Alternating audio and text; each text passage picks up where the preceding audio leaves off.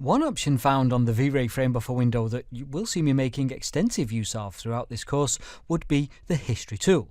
In this video, I want to take a minute or two to demonstrate the workings of and options available for this very handy set of controls.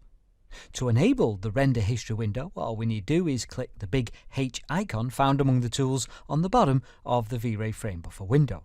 Now, currently, on all of our machines at least, the history window opens up in the top left corner of the desktop, with the header bar unhelpfully sitting completely off screen, making it of course impossible to drag the window into a usable position. Until that is, I resize the window a little, which causes it to drop down and reveal just enough of the header bar for me to grab hold of, and then drag into the capture view. Starting on the far left of the very obvious toolbar, we have what is essentially an on-off switch for the history function. If I go ahead and click that, we see the rest of the icons on the toolbar now become non-clickable. In essence, history is now turned off. It is very easy to remember what this option does, seeing as it makes use of the universal power on-off symbol for its icon. With that turned back on, the next function we get access to comes in the form of the Save button. Now, even though I currently have no render in the frame buffer window, I can still click the Save button and essentially save a blank placeholder image to my hard drive, which is where all of these frame buffer history images are going to be stored. To see, or even set exactly where on the drive these files are saved to, we can come to the far right of the toolbar and open up the History Settings dialog. Now, unfortunately, this also opens up in the top left corner of my desktop UI, and seeing as this window can't be resized, our previous little trick doesn't work. In this dialog, though, we can set both the directory path using any drive we choose, as well as the maximum amount of disk space in megabytes that we want the history function to take up. Once done, we can close the dialog by hitting the OK button.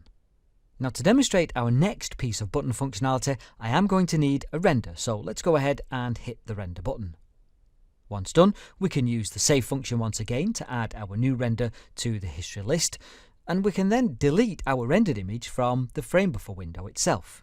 This gives us the opportunity to use our third toolbar option, meaning I can select the render in the history list and then click the load button to load the image back into the frame buffer window. Next up, we have a familiar looking delete or remove function that does exactly what the label says. So with our placeholder image selected, we can hit this remove button and our image is gone, not only from the history list, but also from the drive onto which it was saved. Now, V-Ray 3.2.03 for 3ds Max has recently altered the behavior of this function a little, as it now sends images stored in the history list to the recycle bin when the remove button is clicked.